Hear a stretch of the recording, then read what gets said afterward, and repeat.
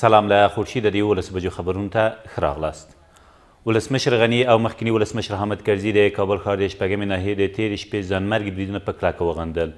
ښاغلي غني په یوې اعلامیې کې ویلي چې جنایتکاره ترهګر له مرګ، وحشت، ورانۍ او جنایت پرته بل هیڅ هدف نه لري او پر ښوونځي، مدرسې، جومات، بازار، ورزشي ځایونو او ملکي وګړو برید د دې جنایتکارانو اصلي موخه ګرځېدلې ده.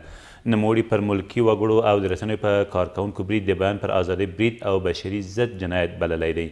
د کابل ښار د شپږمې ناحیې په شاوخوا سیمو کې په یو ورزشي لوبغالي کې د یو ځانمرګي برید او څو شېبې وروسته د امنیتي ځواکونو او خبریالانو په منځ کې د دویم ځانمرګي برید په پایله کې د دوو خبریالانو په ګډون څه باندې 60 تنه وژل شوي او د 15 خبریالانو په ګډون چې 3 د خورشید تلویزیون و څه باندې 80 نور کسان ټپیان شوي دي.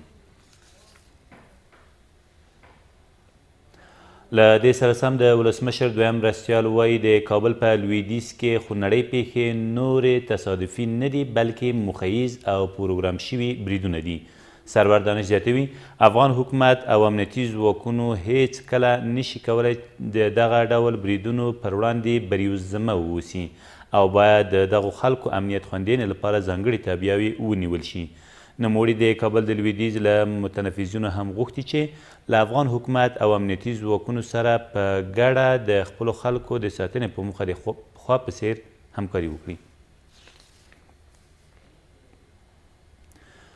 د تخار په خواجهغار ولسوالۍ کې 8 پولیس د طالبانو لوري ووژل شول. د تخار د امنیه قمندانۍ ویاند خلیل اسیر وایي دغه پیښه تېره شپه د قندهاریانو په کلي کې رامنځته شوې ده. طالبانو دغه برید مسؤلیت پر غاړه اخیستی دی.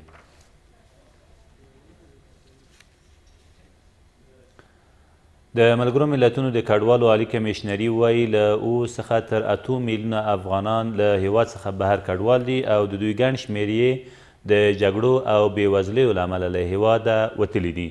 افغان حکومت هم مني چې د نورو ننګونو ترڅنګ وچکالي هم د کډوالۍ او د بېځایه کېدو د زیاتوالي لامل شوې ده. د قانون او پټرولیم وزارت د پروژو د مدیریت او د قراردادونو لاسلیک د ولسمشر غني سلاکارانو ته سپارل شوی او یاد وزارت واک نه لري. د افغانستان د روڼتیا بنسټ غړي وایي په یاد وزارت کې د سرپرستۍ بهیر دوام د دې لامل شوی څو د قانونو د ټولو پروژو مدیریتي واکونه د ولسمشر غني له سلاکارانو سره وي. او د جعلي پیژندپاڼو د څېړنې د څرنګوالي بهیر د ځانګړې کمیټې له لوري چې مشري یې لویه څارنوالي کوي تېره ورځ پیل شوه.